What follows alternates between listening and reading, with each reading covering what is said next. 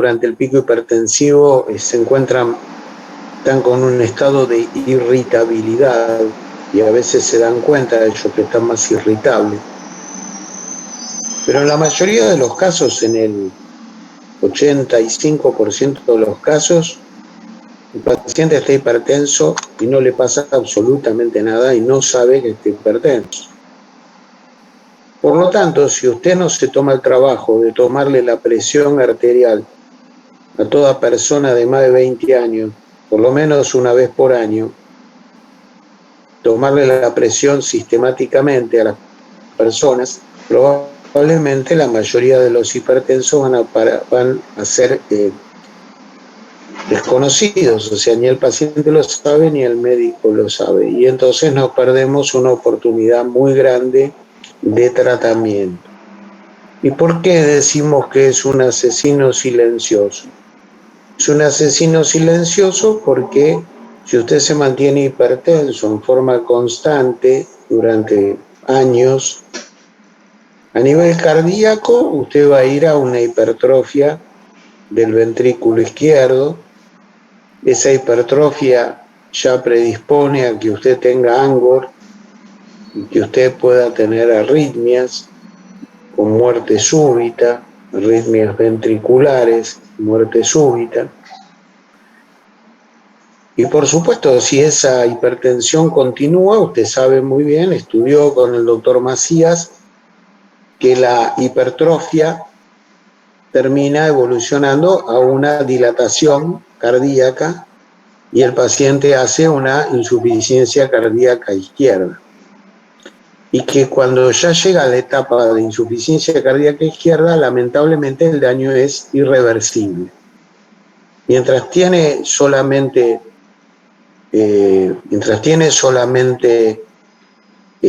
hipertrofia del ventrículo, usted con medicación puede revertir el cuadro.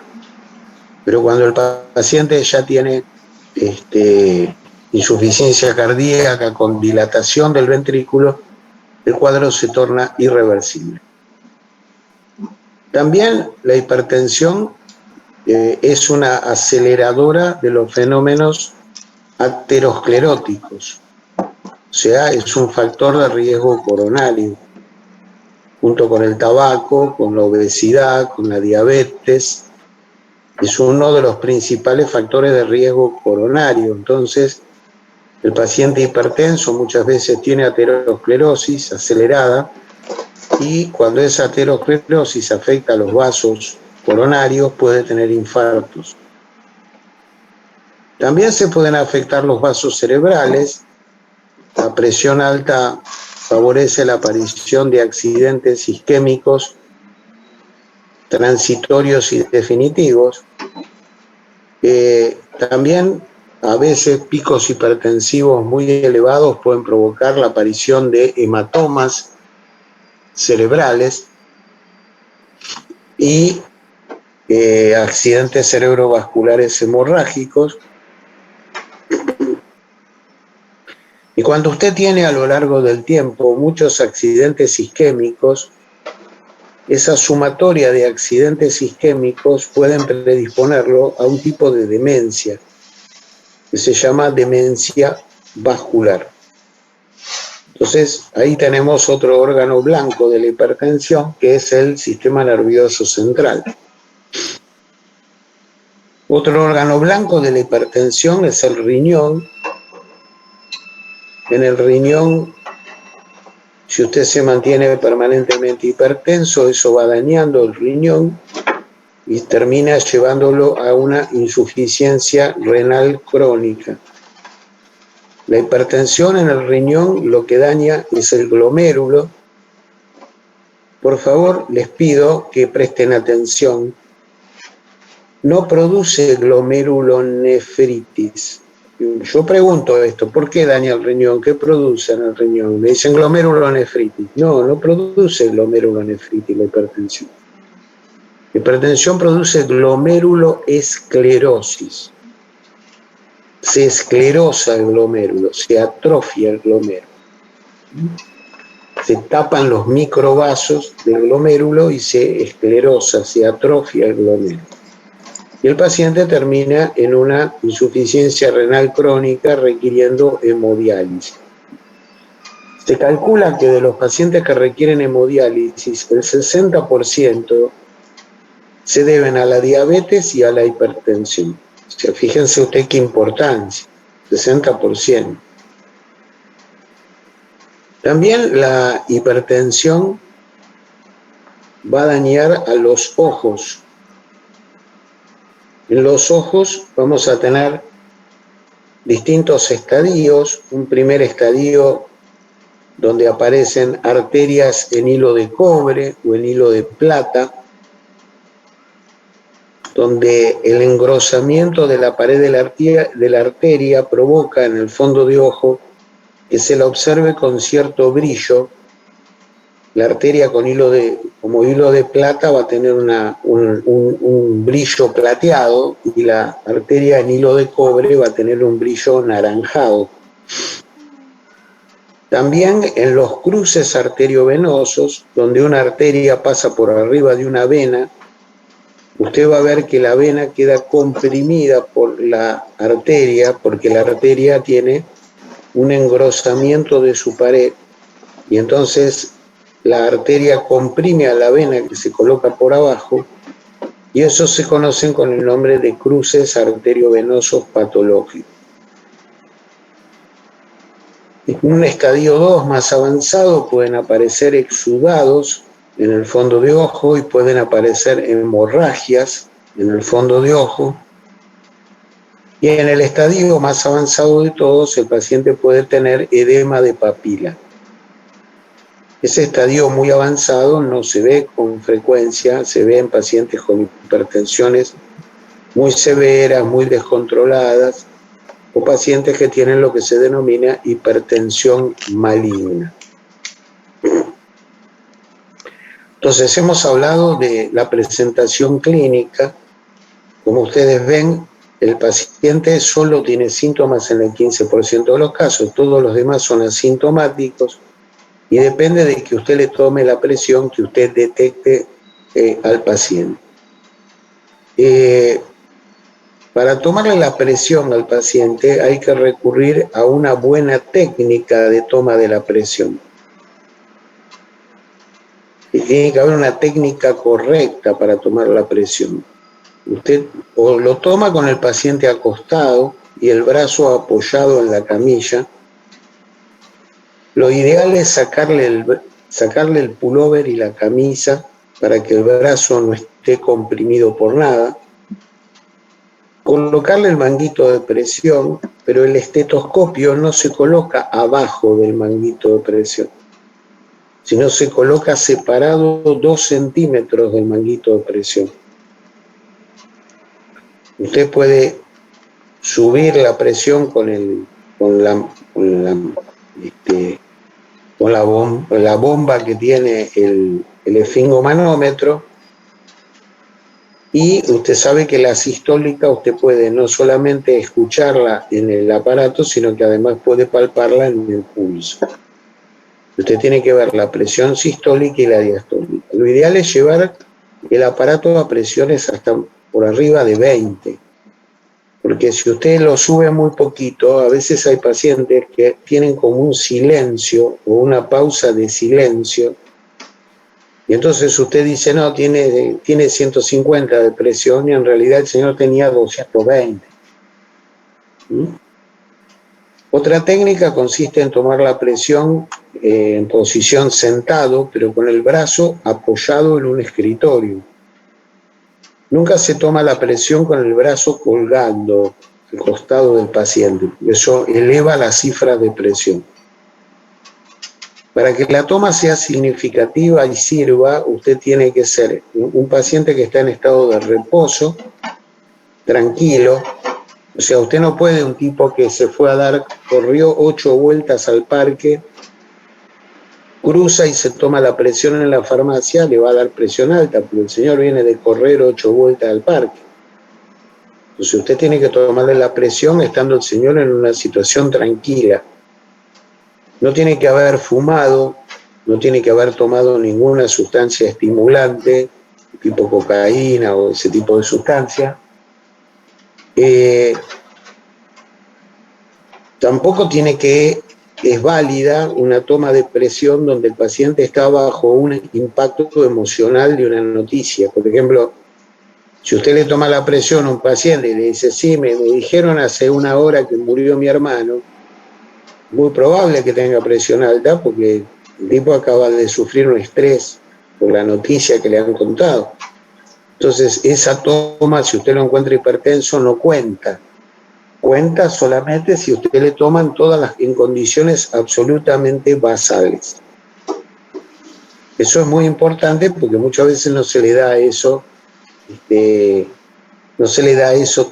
tanta importancia. Bueno, muy bien. Hay una clasificación de los tipos de presión. Primero, ¿qué factores influyen en la presión?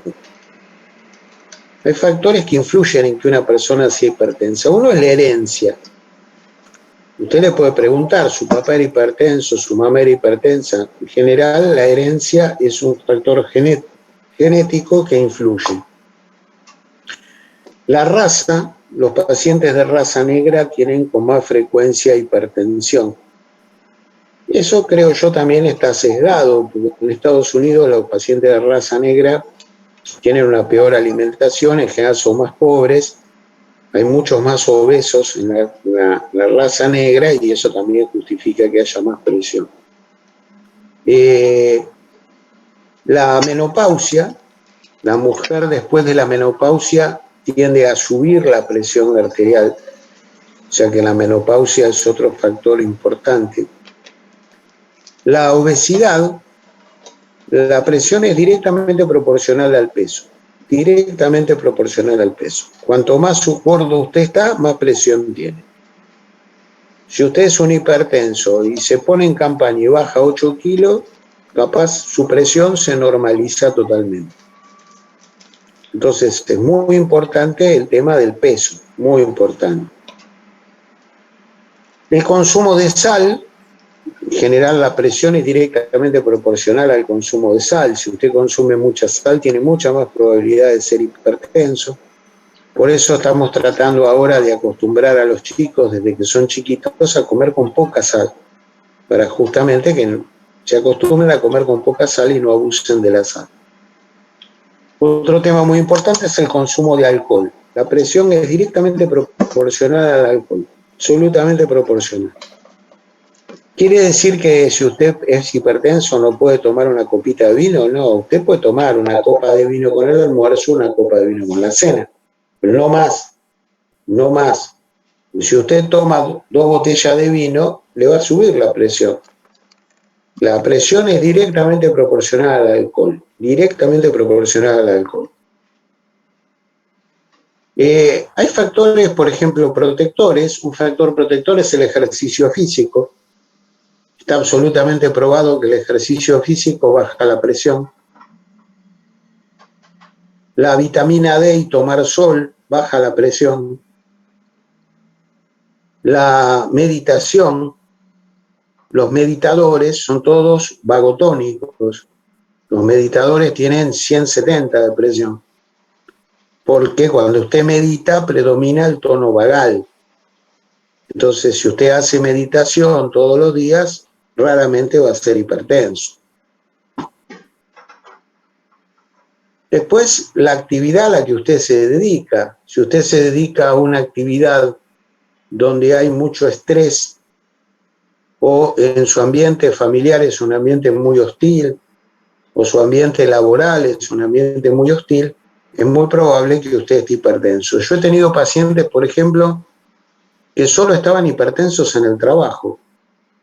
Era maravilloso, el tipo estaba normotenso todo el día, empezaba a trabajar y se ponía hipertenso. Todas las horas que estaba en el trabajo estaba hipertenso, porque el ambiente de trabajo era un ambiente muy estresante. También la personalidad, hay ciertos rasgos de personalidad, por ejemplo, los pacientes depresivos, los bipolares son frecuentemente hipertensos. Los pacientes muy perfeccionistas los pacientes con mucha tensión contenida, los pacientes con cierta cosa paranoica, con cierta cosa de excesiva decodificación de que el entorno es hostil, y los pacientes agresivos suelen ser pacientes más hipertensos. ¿Mm?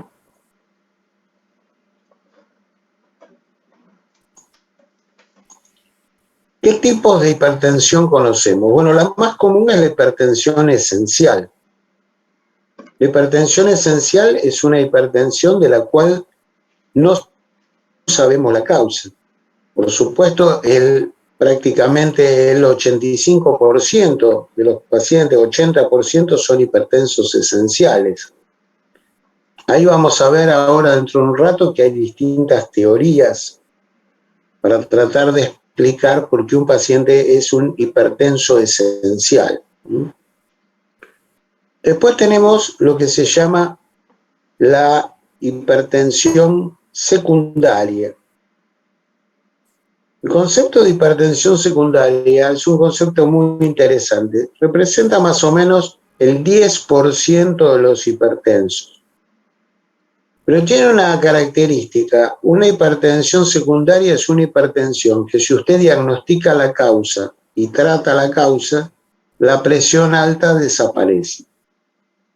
Entonces es la posibilidad que usted tiene de curar a un hipertenso. ¿Y cómo se clasifica esa hipertensión secundaria? Tenemos la hipertensión producida por fármacos. Ahí es muy importante que usted haga una muy prolija anamnesis de todos los medicamentos que toma el paciente y evalúe y averigüe si alguno de esos medicamentos produce hipertensión. Segundo, la hipertensión de causa renal. Si el paciente tiene alguna enfermedad renal que justifica su hipertensión. La hipertensión de causa vasculorenal se produce por oclusión de la arteria renal, puede ser unilateral o bilateral. Las hipertensiones endócrinas, ahí tiene hipertensiones relacionadas con la tiroides, hipertensiones relacionadas con la corteza suprarrenal, hipertensiones relacionadas con la médula suprarrenal, hipertensión relacionada con el hiperparatiroidismo, hipertensión relacionada a la acromegalia. Esas serían las hipertensiones endócrinas.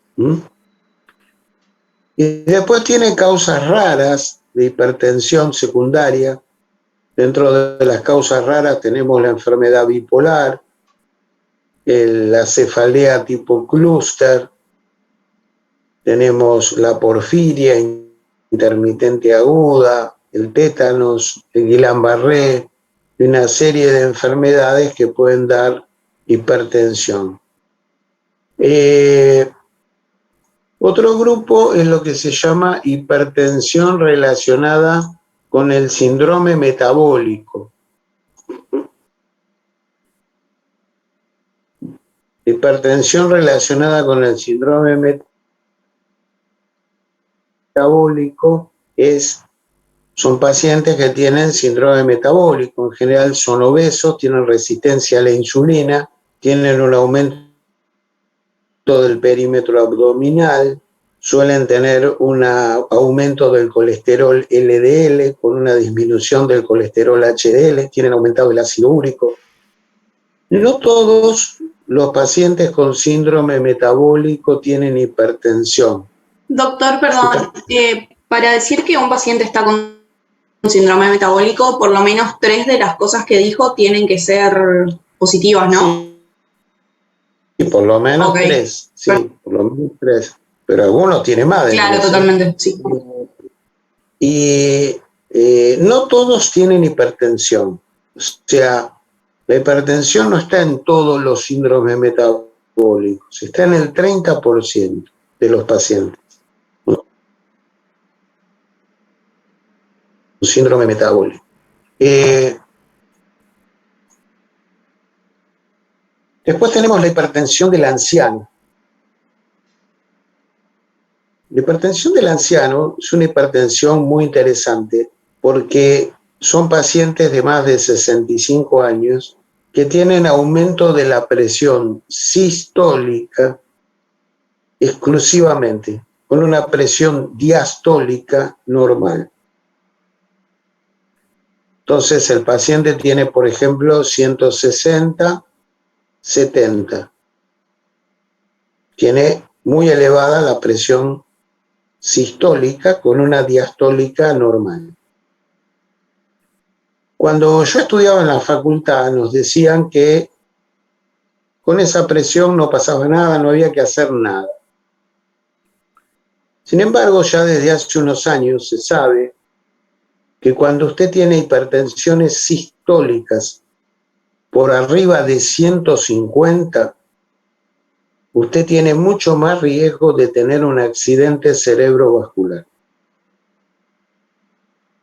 Entonces, se aconseja que estos pacientes sean tratados para bajar la presión sistólica a por abajo de 150.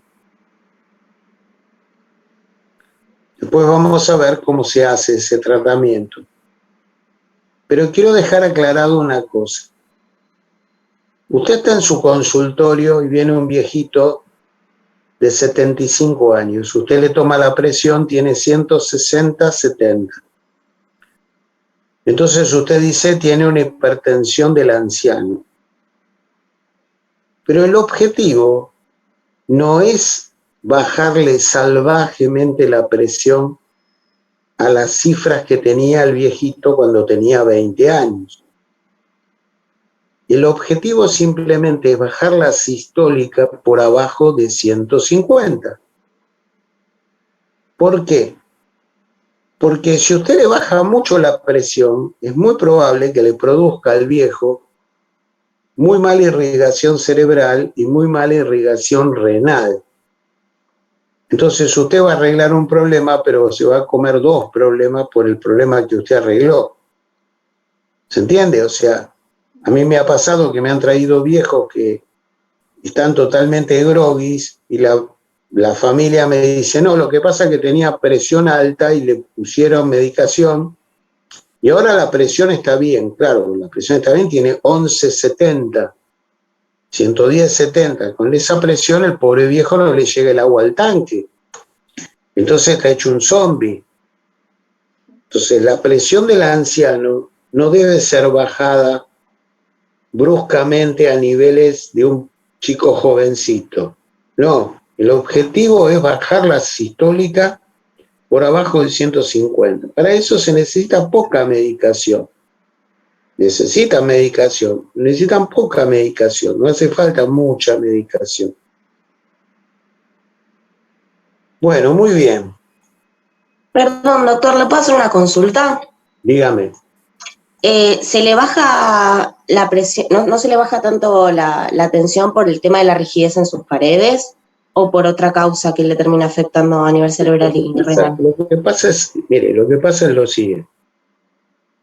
Los viejos nos ponemos hipertensos porque las paredes de las arterias van perdiendo elasticidad a lo largo del tiempo. Se reemplazan las fibras elásticas por fibras de colágeno, fibróticas, y entonces la pared arterial no tiene la misma capacidad para acomodar el volumen minuto. Una persona joven como usted, cuando el corazón late, la arteria se expande y después vuelve a su tamaño, se expande y vuelve a su tamaño. En un viejo como yo, no. Choca contra la pared y la pared está más rígida. Eso explica que a medida que uno envejece, la presión aumenta. Por eso, cuando usted considera poblaciones de más de 60 años, va a tener muchos más hipertensos que en los jóvenes, mucho más. Calcule un 50%, no un 30%. Entonces, eso explica que a los viejos les suba la presión sistólica, porque no pueden acomodar mucho el volumen sistólico que les llega de sangre en la arteria, ¿sí? Pero el objetivo del tratamiento es bajar un poquito la presión sistólica. El objetivo no es llevarlo a cifras de su juventud. Esto usted lo tiene que metérselo en la cabeza, porque si usted le baja mucho la presión, como el viejo tiene paredes rígidas, no le llega bien sangre a nivel cerebral. Entonces el viejo va a estar hecho medio una plantita. El viejo se va a poner medio mustio, no va a tener ganas de hacer nada. Le falta presión para tener una buena irrigación cerebral, ¿entiende? Entonces usted tiene que privilegiar que el viejo siga funcionando. Porque ¿de qué le sirve a usted que tenga la presión normal y que el viejo sea una planta? No le sirve para nada. Entonces simplemente usted tiene que bajarle un poquito la presión sistólica. Para eso se usan dosis bajas de diuréticos, o se puede usar dosis bajas de amlodipina, o se puede combinar el diurético con la amlodipina, pero en dosis bajitas y sin furor el tratamiento, sin bajar a una presión de un joven, ¿sí? Bueno, muy bien.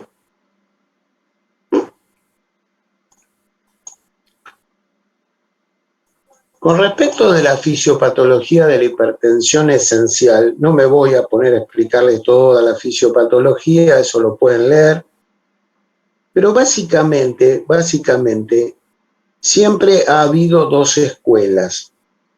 Una escuela que relacionó la hipertensión esencial con un factor hipotalámico, donde el paciente se pone hipertenso porque hace descargas hipotalámicas, simpáticas, adrenérgicas, muy intensas.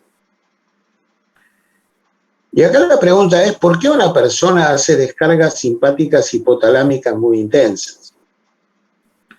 Entonces voy a tratar de explicarles un poco aspectos psicológicos, como para que usted vaya entendiendo cómo funciona. Normalmente todos nosotros tenemos un sistema que se llama de ataque-fuga. El sistema de ataque-fuga es que cuando un animal está arrinconado y es atacado, se produce una gran descarga simpática. Esa descarga simpática lo prepara para la huida. Entonces el animal se pone taquicárdico, midriático, con piloerección. Es como un gato. Vio que el gato cuando está arrinconado se le ponen los pelos parados, está midriático, está taquicárdico y quiere huir y quiere escapar. Bueno. Entonces, ¿qué sería un señor hipertenso? Un señor hipertenso es un señor que decodifica peligro en situaciones vitales donde no hay peligro. A ver, yo voy a poner este ejemplo. Si usted es un soldado ucraniano y está en el frente y no sabe de qué lado le va a venir el misil, es lógico que usted esté estresado y pueda estar hipertenso.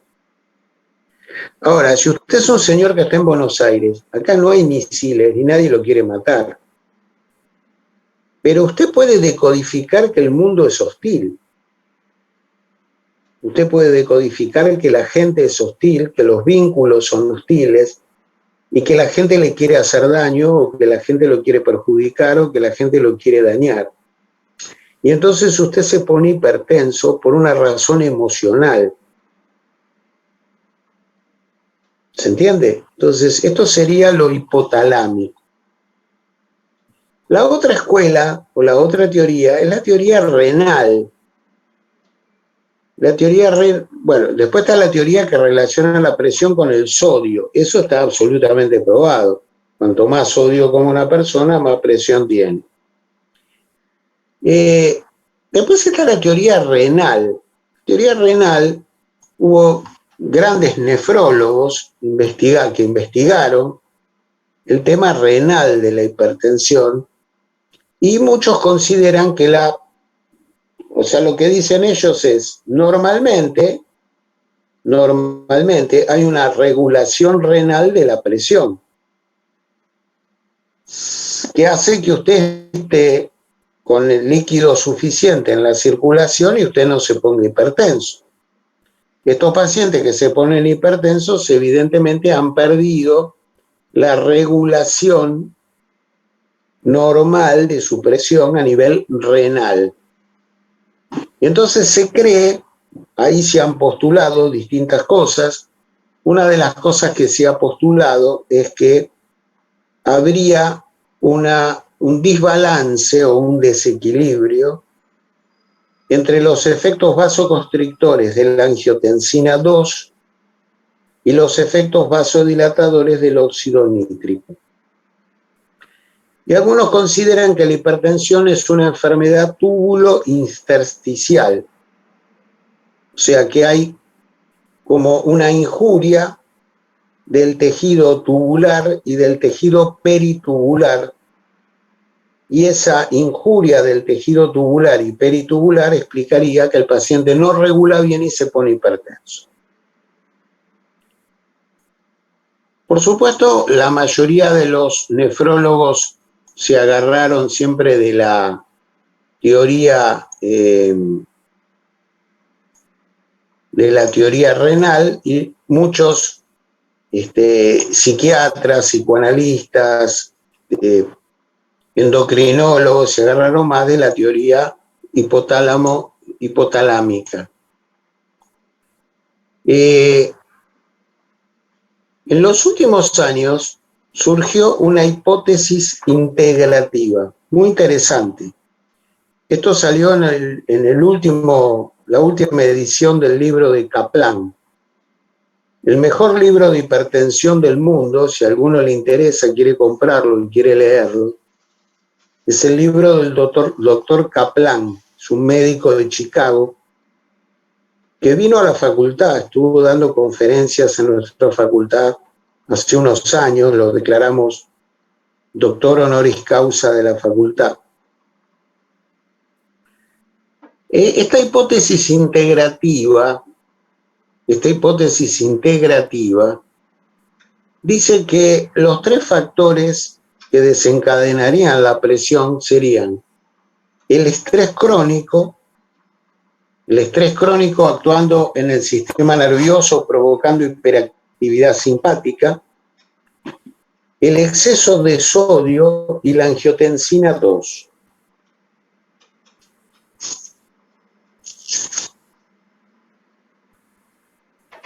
Aparentemente los niveles elevados de sodio y los niveles elevados de angiotensina 2 producen una serie de alteraciones a nivel hipotalámico, lo que desencadena la hiperactividad simpática. O sea, esto que veíamos relacionado al estrés, y que cuando hay un estrés emocional había mucha liberación de noradrenalina a nivel hipotalámico. Pero, ¿cómo unen esa hipótesis? Ellos dicen, esa hiperactividad simpática actúa en el bazo y en los ganglios linfáticos y provoca liberación de linfocitos T a la circulación. Esa población de linfocitos T produce un aumento renal de la interleuquina 6. Y los linfocitos T invadirían en los riñones e invadirían los vasos sanguíneos. Sufrirían un proceso de activación y empezarían a fabricar interleuquina 17 e interferón gamma. Eso provoca un trastorno a nivel renal. Y este trastorno a nivel renal produce retención de sodio y vasoconstricción. Y una remodelación patológica de los lechos vasculares. Es muy interesante la teoría, porque esta teoría junta la teoría de la hipotálamo hipofisaria, del estrés y del aumento de la actividad simpática, con el daño renal. O sea, te está diciendo, mirá, empieza todo con lo hipotálamo hipofisario, pero termina eso activando a los linfocitos llegan al riñón y producen una injuria en el riñón, y esa injuria renal y una injuria en los vasos sanguíneos es lo que termina provocando la hipertensión. Esta es la hipótesis más moderna, que se llama hipótesis integrativa de la hipertensión esencial. Por supuesto, todas estas cosas hay muchas que están en experimentación, se pueden cambiar, se pueden modificar, pero esta parece la hipótesis más moderna, ¿no? Más última hipótesis. En el libro figura, en la versión última del libro, figura esta hipótesis integrativa.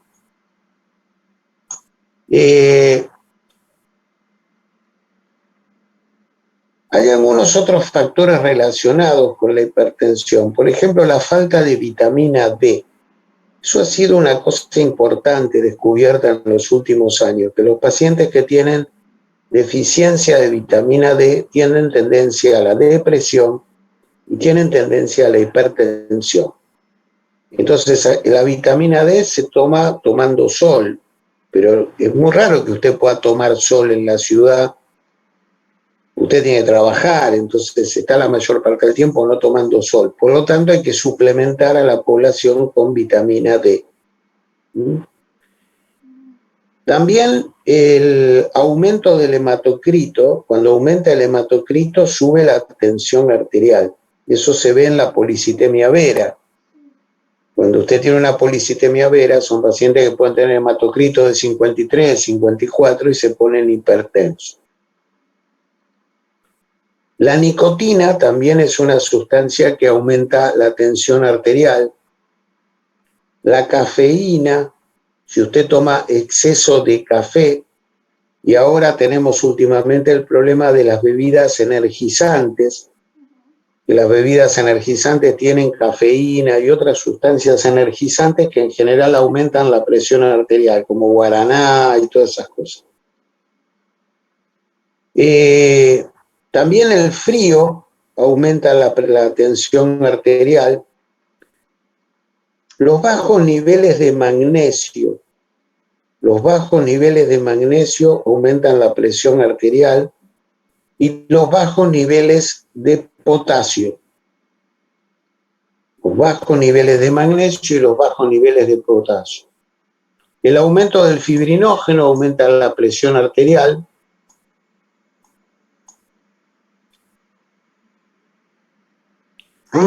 La intoxicación con plomo aumenta la presión arterial.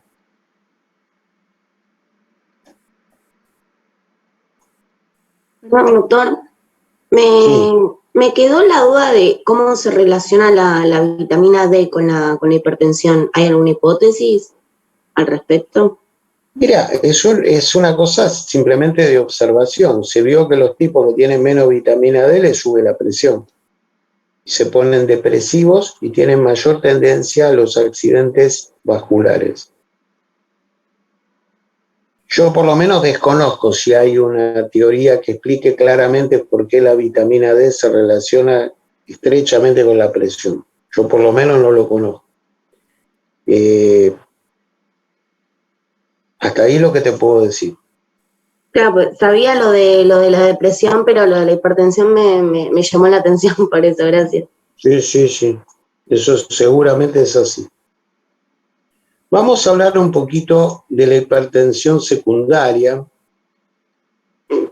Les dejo del síndrome metabólico, que lo pueden leer ustedes. Vamos a hablar un poquito de la hipertensión por medicamentos. Esto que decíamos de hacer una muy buena anamnesis de todos los fármacos que toma el paciente que pueden producir hipertensión. Ahí tenemos los glucocorticoides, si el paciente está tomando corticoides. Los corticoides aumentan la presión porque actúan a nivel renal, tienen cierto efecto mineral o corticoide y entonces retienen agua y sal a nivel renal. Por eso aumentan la presión arterial. También los mineralocorticoides Si un paciente está consumiendo, pues yo por ejemplo tengo una paciente que tiene presión muy baja y ella toma mineralocorticoides. Si toma de más, le sube la presión. Que bueno, el mineralocorticoide actúa reteniendo sodio y agua a nivel renal. La eritropoyetina, cuando usted le da a un paciente eritropoyetina, si le da una dosis alta, va a aumentar el hematocrito y ese aumento del hematocrito termina provocando un aumento de la presión arterial. La ciclosporina es un inmunosupresor muy potente, es un inmunosupresor que se usa en los pacientes con trasplante, en los pacientes con lupus, un inmunosupresor muy potente que prácticamente en casi todos los casos produce hipertensión, provoca vasoconstricción de la arteriola aferente, disminuye el flujo plasmático renal, produce retención de sodio a nivel renal, y entonces, bueno, por todos esos efectos renales termina produciendo hipertensión.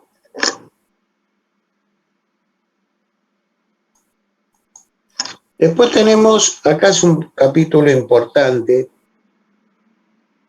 los agentes simpático-miméticos. Entonces, si usted tiene, por ejemplo, los pacientes que son adictos a las gotas nasales, muchas gotas nasales tienen efedrina, pseudoefedrina, fenilpropanolamina, que son todas sustancias de acción simpática. Entonces, al aumentar el efecto simpático, los pacientes se pueden poner hipertensos.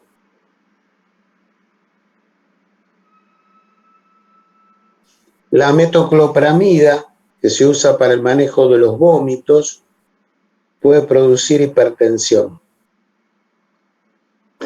La yoimbina es una droga que se usa para el tratamiento de la impotencia, de la disfunción eréctil, y puede producir hipertensión arterial.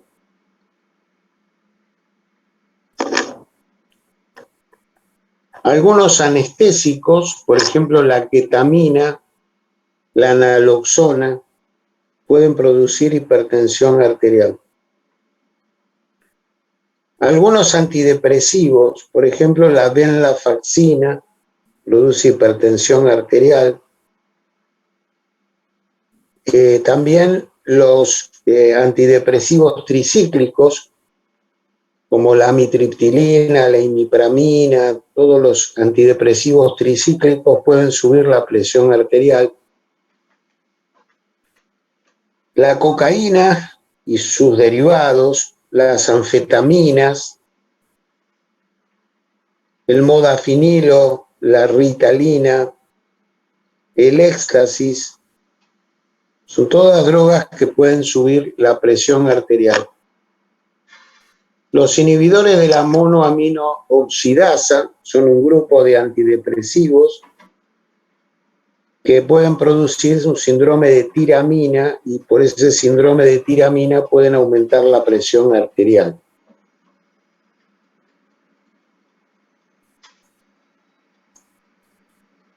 La buspirona, que es un agonista serotoninérgico, puede también aumentar la presión arterial. La buspirona se usa como ansiolítico. Muy importante los anticonceptivos orales.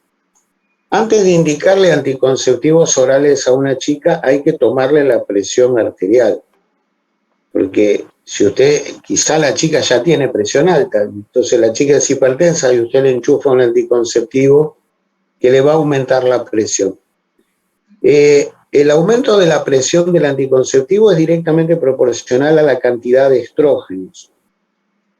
La ventaja es que en los últimos años han salido al mercado cada vez anticonceptivos con menor cantidad de estrógenos.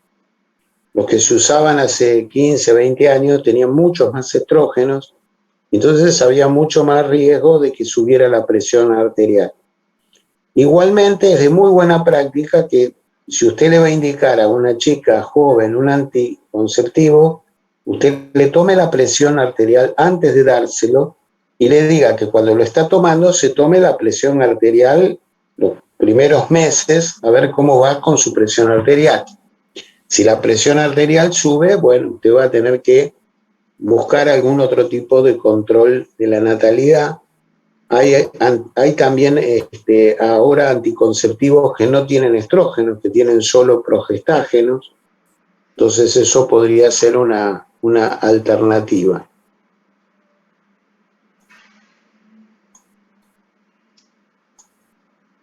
Bueno, vamos a hablar un poquito de la hipertensión renal.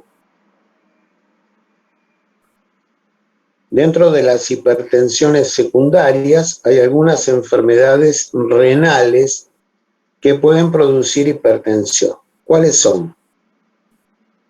Una de ellas es el riñón poliquístico. Son riñones gigantescos, llenos de quistes. Es una enfermedad genética y congénita, pero si usted tiene un riñón poliquístico, el paciente va a estar hipertenso. También la insuficiencia renal, cuando tiene tendencia a la oliguria por retención de líquido, va a producir hipertensión. Eso se ve en el síndrome nefrítico. Las pielonefritis crónicas, o sea, las infecciones crónicas renales, pueden cursar también con hipertensión. La nefritis intersticial crónica, la causa más común de nefritis intersticial crónica es el abuso de AINES, puede producir hipertensión. El compromiso renal producido por el lupus, la panarteritis nodosa, que es una vasculitis, y la esclerodermia, cuando afecta al riñón, pueden producir hipertensión muy severa. Los cánceres de riñón pueden producir hipertensión por el exceso de eritropoyetina o por exceso de renina. El tumor fabrica mucha eritropoyetina o fabrica mucha renina. Son raros los cánceres de células yuxtaglomerulares. Esos cánceres fabrican exceso de renina y el paciente se va a poner hipertenso. Se llama riñón de Paget a toda compresión extrínseca al riñón que activa el sistema renina-angiotensina-aldosterona y produce hipertensión. Puede ser por un hematoma intrarrenal, por un hematoma retroperitoneal, por tumores o por quistes renales. También es muy común la hipertensión en trasplantados renales por el uso de la ciclosporina y en los pacientes en hemodiálisis. Así que fíjense todas las causas renales de hipertensión secundaria que nosotros podemos tener. Profe, disculpe, ¿le puedo hacer una consulta? Sí, dígame. Me quedé pensando, ¿y una persona con tratamiento psiquiátrico de trastorno límite de la personalidad tendría más tendencia a ser hipertensivo? Mira, la mayoría de los que tienen trastorno límite de la personalidad son bipolares. Son bipolares a los que se les agrega como una cierta inestabilidad de su personalidad, mayor que la de un bipolar común. Pero la mayoría son bipolares y la enfermedad bipolar cursa con hipertensión. ¿Por qué cursa con hipertensión? Cursa con hipertensión porque el bipolar muchas veces decodifica el entorno como hostil cuando no es hostil. Eso explica que el bipolar no quiere salir de la casa. O, por ejemplo, quiere abandonar la carrera, o quiere abandonar el trabajo, o quiere abandonar la ciudad, o quiere abandonar el barrio. O sea, de golpe el bipolar decodifica que el barrio es hostil, entonces me tengo que mudar. O decodifica, esta carrera es hostil, me tengo que cambiar de carrera. O decodifica, esta facultad es hostil, me tengo que cambiar de facultad. ¿Se entiende? Y en esa decodificación paranoica es donde se ponen hipertensos, porque se sienten perseguidos. Es como si fuera un soldado en Ucrania. Comprendo, profe, gracias. ¿Y es lo mismo con el paciente depresivo? O sea, todo el tiempo está en alerta y por eso está hipertenso o va por otro mecanismo.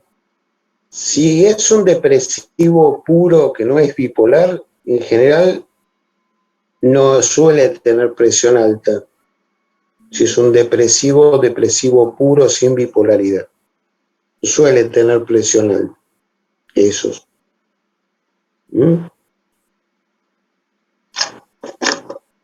Bueno, tenemos la hipertensión renovascular. ¿Qué es esto de la hipertensión renovascular? Es un paciente que tiene ocluida la arteria renal. Es una patología que no es tan rara, es responsable de entre un 3 a un 5% de los casos de hipertensión secundaria. ¿Por qué está tapada la arteria renal? Bueno, si es un viejo mayor de 60 años, la arteria renal está tapada por aterosclerosis. O sea, es un paciente que tiene fenómenos ateroscleróticos y muchas veces factores de riesgo de aterosclerosis. Puede ser diabético, puede tener hiperlipidemia, colesterol elevado. Entonces, bueno, todo ese factor de riesgo se expresa en una aterosclerosis de la arteria renal. Pero, ¿qué pasa si es en un paciente joven? En un paciente joven se ha descrito una enfermedad que se llama displasia fibromuscular. Displasia fibromuscular. Es una enfermedad en la cual la arteria sufre un engrosamiento de la pared por fibrosis, y entonces se achica la luz de la arteria. Es más común en mujeres menores de 30 años. En general, muchas veces es bilateral. A veces la enfermedad puede afectar también a las carótidas y a las coronarias. Se llama displasia fibromuscular. Y después hay causas más raras de oclusión de la arteria renal. Puede ser por vasculitis, por ejemplo la panarteritis nodosa, la vasculitis de Takayasu, por cánceres renales o cánceres suprarrenales que compriman la arteria renal, o porque ocurrió una disección de la arteria renal. Eso ocurre en los pacientes con Marfan o con Ehlers-Danlos, que tienen un colágeno deficiente y entonces la arteria se puede disecar. ¿En qué casos usted va a pensar que tiene una hipertensión vasculorrenal? Primero, que usted es un enfermo que usted le pone el estetoscopio en el abdomen, en la zona de los flancos, y usted escucha un soplo. Ese soplo le está manifestando de que tiene estenosada una de las arterias renales. Por supuesto, usted la va a pensar en pacientes con hipertensión muy jóvenes, menores de 30, por la fibrodisplasia, o en pacientes añosos, arriba de 65 años, que puedan tener aterosclerosis de las arterias renales. A veces se puede comportar como una hipertensión maligna, muy difícil de controlar, y una hipertensión muy refractaria a los tratamientos. El mecanismo es la activación del sistema renina-angiotensina-aldosterona, porque como uno de los riñones está isquémico, ese riñón isquémico va a activar el sistema renina-angiotensina-aldosterona, y eso es lo que va a explicar la hipertensión que tiene el paciente. También puede ocurrir que la función renal se deteriore cuando el paciente recibe inhibidores de la enzima convertidora de angiotensina, como el enalapril. Eso es otra sospecha. Y otra sospecha es encontrar en la ecografía un riñón reducido de tamaño. El riñón mide 9 por 6 por 3. Si usted tiene un riñón reducido de tamaño, usted puede sospechar de que el paciente puede tener una hipertensión vasculorrenal. En general, además de tener hipertensión, se deteriora la uremia y la creatinina, o sea, hay un aumento de la urea y de la creatinina. ¿Cómo se confirma esta enfermedad? Bueno, se puede medir lo que se llama la actividad renínica del plasma después de haberle dado una pastilla de captopril. El captopril es un inhibidor de la angiotensina y se vio que estos pacientes que tienen hipertensión vasculorrenal, la actividad renínica es 1,5 veces o más que la basal. Otra prueba que se puede hacer es un radiorenograma. Se hace un radiorenograma con un isótopo radiactivo que se llama DTPA99 y se lo sensibiliza dándole previamente captopril. Usted le da el radioisótopo y va a ver en el centellograma cómo se elimina el radioisótopo en el riñón normal y cómo se elimina el radioisótopo en el riñón que está estenosado. Usted va a ver que el riñón normal elimina mucho más radioisótopo, mientras que el riñón estenosado le cuesta mucho eliminar el radioisótopo. Se puede hacer un ecodoppler, pero tiene que hacerlo una persona entrenada en hacer ecodoppler renal. Y entonces usted puede ver la estenosis, tiene una sensibilidad del 90% y una especificidad del 95%. Se puede hacer una angioresonancia magnética nuclear y se puede hacer finalmente una arteriografía renal. Una arteriografía implica meter un catéter en la aorta, llevarlo a la arteria renal y inyectarle una sustancia de contraste y ver cómo están las arterias renales. Estos dos últimos estudios, la angioresonancia y la angiografía, requieren uso de contraste. El problema de usar contraste es que el contraste puede deteriorar más la función renal. Entonces, por eso tratamos, en la medida de lo posible, de no usarlos, estos procedimientos, porque pueden deteriorar más la función renal. Vamos a ver que se los trata con inhibidores de la enzima convertidora, se pueden usar también bloqueantes cálcicos, pero si la estenosis es bilateral o el paciente tiene un solo riñón, está contraindicado usar los inhibidores de la enzima convertidora. Y finalmente lo que se usa en el tratamiento es la angioplastía con colocación de un stent, o se puede usar la cirugía con realización de un bypass, de un puente que franquee la zona obstruida.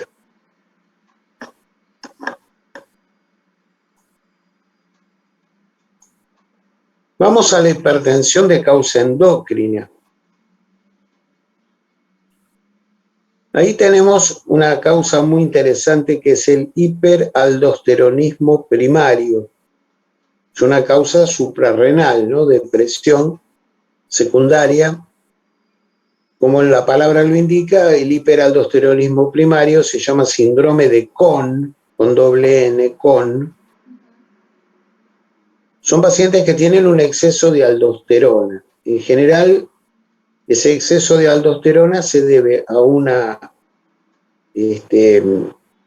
adenoma que fabrica aldosterona o a una hiperplasia de la suprarrenal que fabrica aldosterona. Es más común entre los 30 y 40 años, es más frecuente en mujeres. ¿Por qué sube la presión? Sube la presión porque la aldosterona retiene sodio y agua y produce pérdida de potasio. Entonces, por la retención de sodio y agua y la pérdida de potasio, sube la presión arterial. Estos pacientes, una clave para el diagnóstico de estos pacientes es pedirle el ionograma. ¿Por qué? Usted le pide el ionograma antes de ponerle ningún tipo de tratamiento. Y van a tener potasio bajo. Tienen potasio bajo porque la aldosterona retiene sodio y agua y produce pérdida de potasio. Entonces van a tener hipopotasemia. Y por la hipopotasemia, en los gases en sangre tienen alcalosis metabólica. Alcalosis metabólica con aumento del bicarbonato. Pueden tener cierto grado de falla renal y tienen una rápida evolución a la hipertrofia del ventrículo izquierdo. Porque se vio que la aldosterona es una sustancia que produce fibrosis del ventrículo izquierdo. Entonces es muy común que tengan una rápida hipertrofia del ventrículo izquierdo. Por supuesto, si usted le dosa los niveles de aldosterona en la sangre, van a tener niveles muy elevados de aldosterona y niveles muy bajos de renina.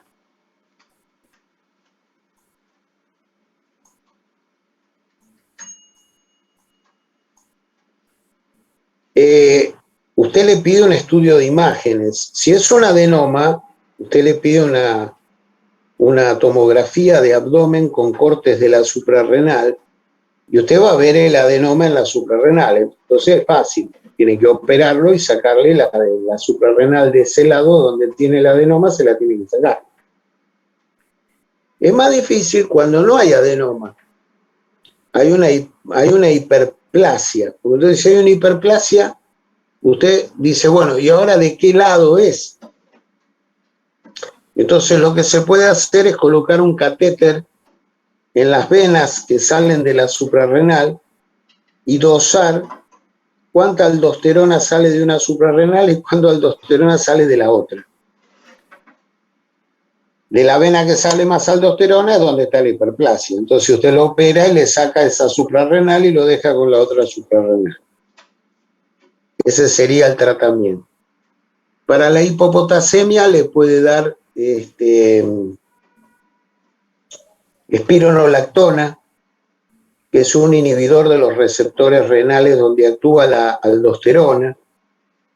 Entonces, cuando usted le da espironolactona, usted frena la hipopotasemia. Muy bien, después tenemos el feocromocitoma.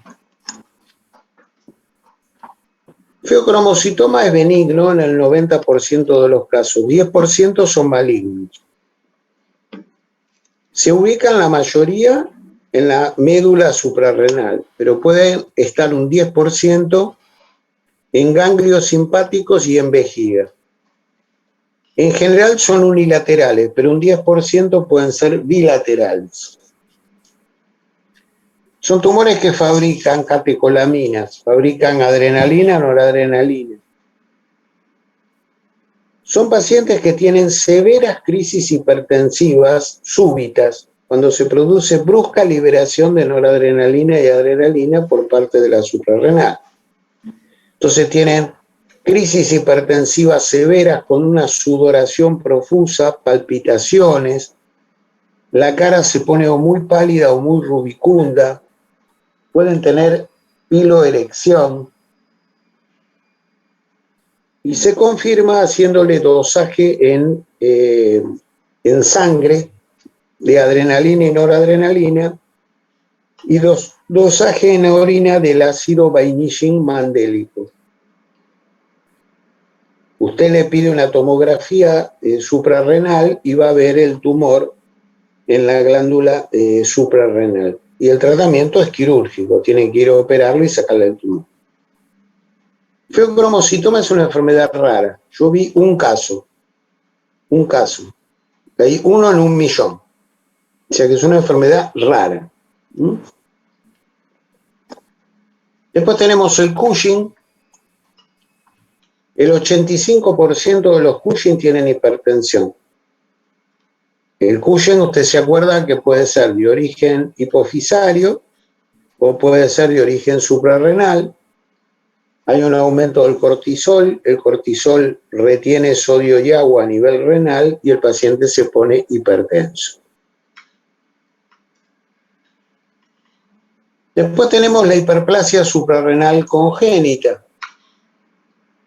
La hiperplasia suprarrenal congénita son pacientes que tienen fallado las vías de síntesis del cortisol o de la aldosterona.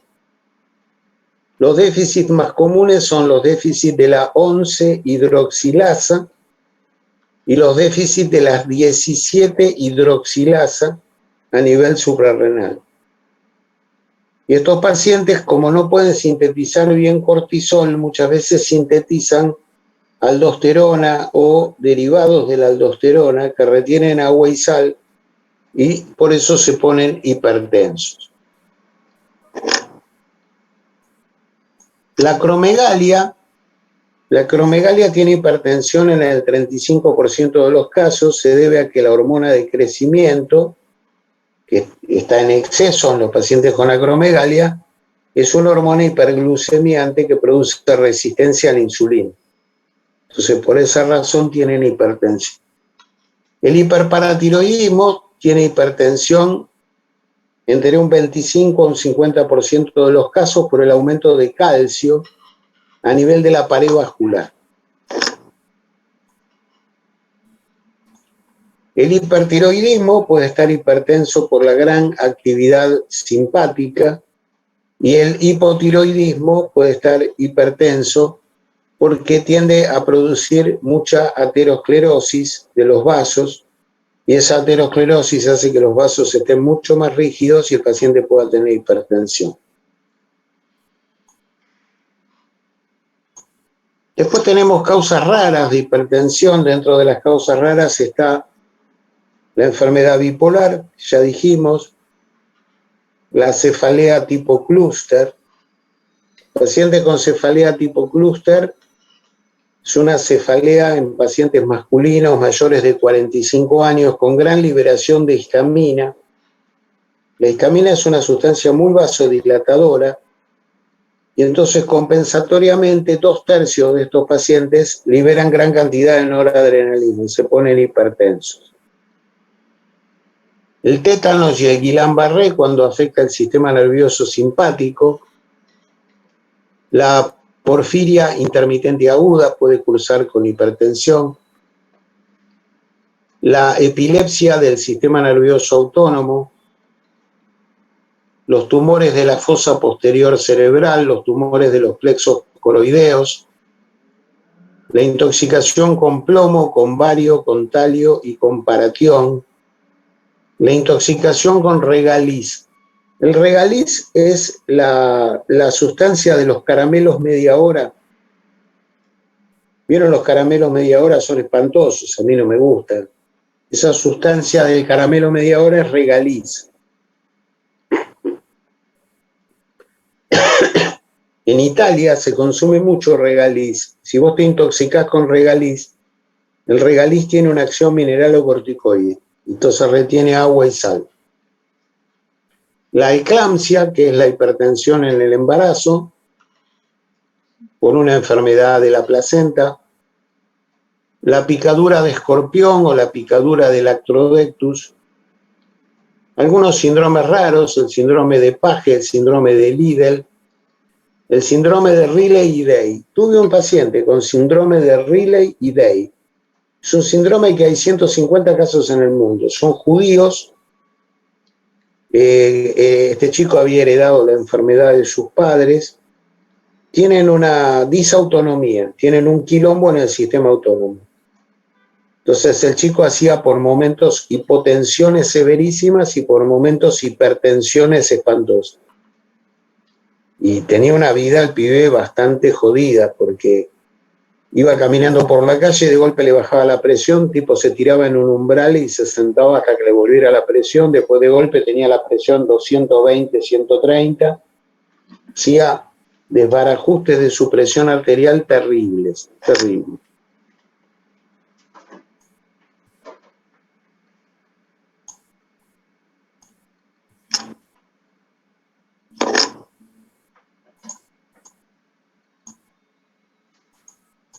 Bueno,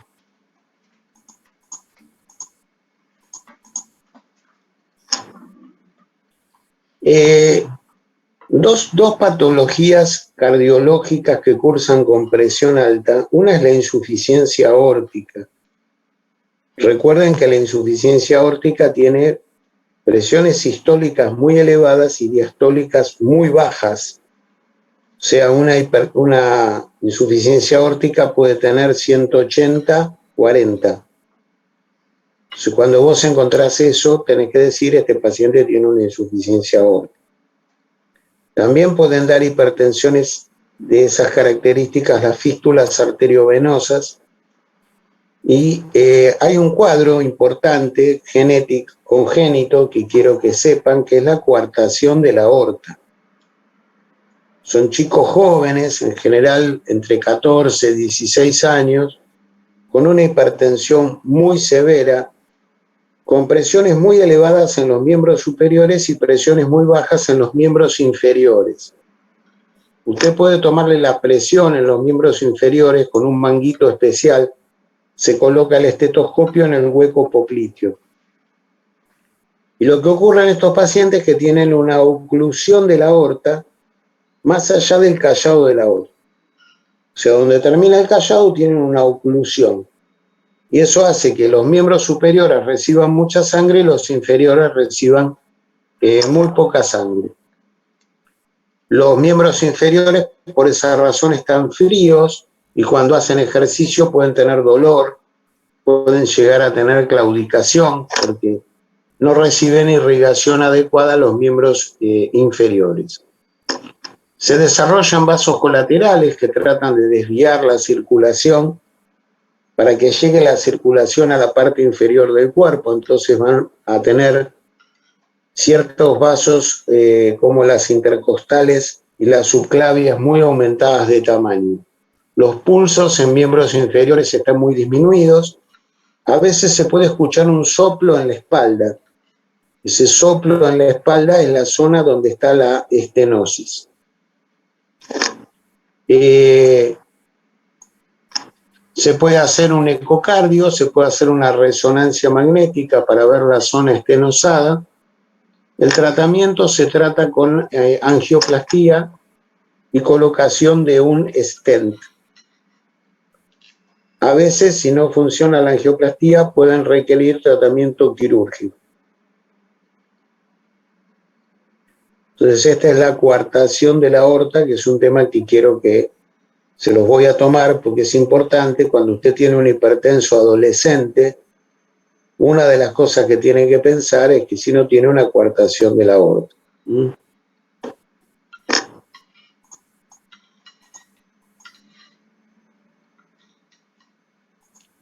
Bueno, una palabrita nomás sobre la hipertensión de guardapolvo blanco. Hipertensión de guardapolvo blanco son pacientes que cuando ven al médico se asustan. Entonces, cuando se asustan con el médico, se ponen paranoicos, sienten que el médico va a ser hostil y entonces se ponen hipertensos. Acá, si usted maneja adecuadamente la entrevista y usted tranquiliza al paciente y usted se muestra afectivo y se muestra contenedor en la entrevista, muchas veces usted le vuelve a tomar la presión al final de la entrevista y el paciente la presión se normaliza. A veces a usted le queda la duda de si es un hipertenso o tiene hipertensión de guardapolvo blanco. Usted le puede hacer tomar la presión en la farmacia del barrio, que le traiga las presiones anotadas en un papel, y usted ve que en la farmacia del barrio, como lo conoce, y la señora que le toma lo conoce, ahí no se pone hipertenso y tiene siempre presiones normales. Entonces usted dice, bueno, esto es una hipertensión de guardapolvo blanco. Si usted tiene dudas, le puede hacer un holter de tensión arterial.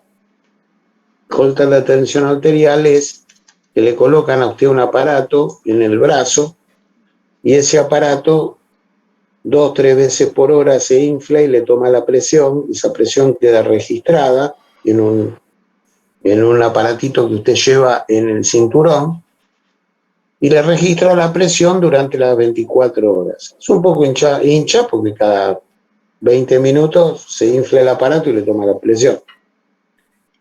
Es una medición además media artificiosa, porque usted no anda con un aparato tomándose la presión a cada rato.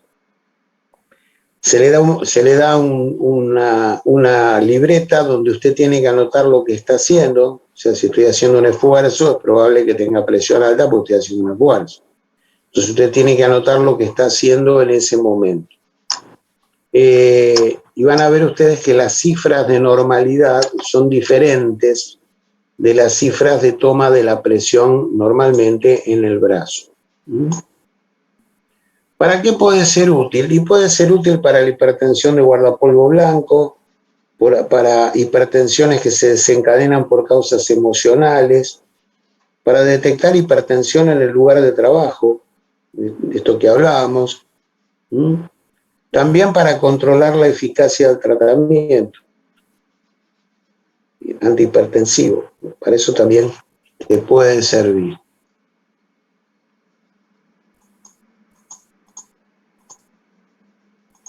Bueno, vamos a dejar hoy, nos queda lo de las drogas la vemos la vez que viene. Como ven, de hipertensión arterial, a ver, vamos a ver cuántas hojas son, pero son un montón, ¿eh? Es desde la hoja 4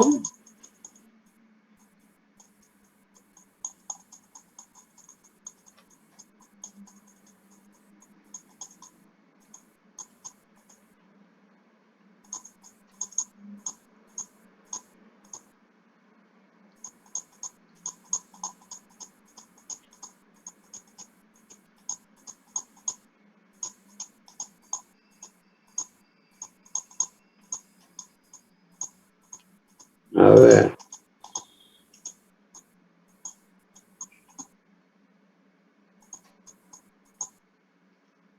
Es de la hoja 4 a la hoja 65. O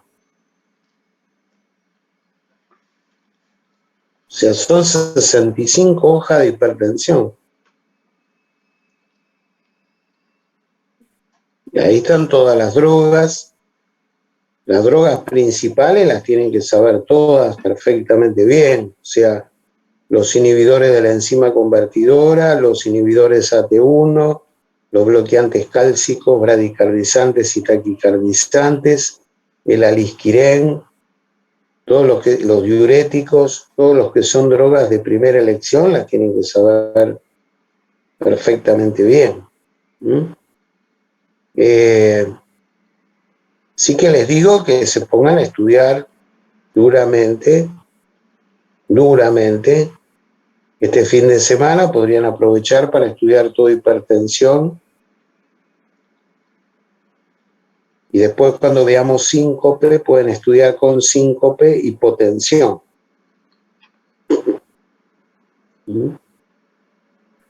Pero tienen que meterle porque miren que son muchas hojas, ¿eh? Y hay que entenderlo, no es una cosa que es una boludez, no. Hay que entender cómo actúa cada droga, qué hace cada droga, los efectos adversos de cada droga, saberlo bien, ¿eh? No hay tutía. Así que dedícanle el tiempo necesario. Bueno, no sé si quieren preguntar algo, si hay alguna duda. ¿Está todo bien? Bueno. Díganle a los compañeros que no puede ser que para dar fármacos no estén en las clases. Usted tiene que estudiar todas las semanas. Usted tiene que estudiar 3 días antes del examen. Si usted estudia 3 días antes del examen, le va mal. Miren que el Neumo, ya tengo casi todas las notas, calculo que el martes entrego las notas, me faltan los orales del Centro Gallego. Calculo que el martes ya subo todas las notas. Con las notas que tengo, me faltan los orales del Centro Gallego, que serán 15 orales. Hay 133 personas que están o bochadas o con ausente. Ustedes son 330, 133, o sea, 200 aprobaron. O sea, son más los que aprobaron que los bochados. Pero guarda que los que aprobaron, hay muchos que aprobaron con 4.